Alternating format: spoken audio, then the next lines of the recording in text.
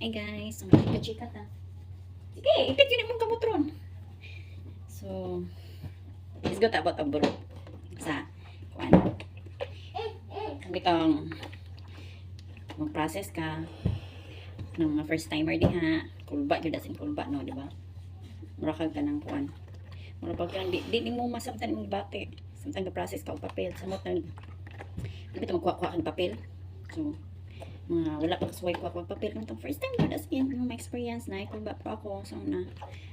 kaya so naputol atong video anong wala rin kayong daghang papel nga pagkuha na kong papel sa pagadian first akong gikuha kay na sa layo-layo pa nagkuha ko ng mga IDs kay kabalo medyo ko nga kinanglanon yun ng mga kuan imuhang ID so nagkuha ko dahan o postal ID ako ang postal ID na kasama kong girinyo dayon kuha ko o nagkaugaling ko kuha og passport wala ko kay ang gusto nako bitaw nga ang bitang dili ang akong gikadukan sa una kay Saudi mo dili Saudi ko bitan so gusto nako Dubai or second choice nako ang kanang Bahrain oh my god so second choice nako ang Bahrain kung dili ko makuan sa Dubai pero nagitugot siya to sa Ginoo nga kadlawon kadlawon nagpost akong amiga special mention nato si Suzette kadlawon mga alauna sa kadlawon diya sa Pinas wag yung pag-open ako sa ako ang FB nasa akong timeline niya nangita siya og kauban ato pa na time pag kuan ako mura ko gimata-mata pud ko ato ba nga kay kalit ang siya open ako sa FB iyahang post ako nakita din kalit lang siya kawala an bitang di scroll down bitaw nimo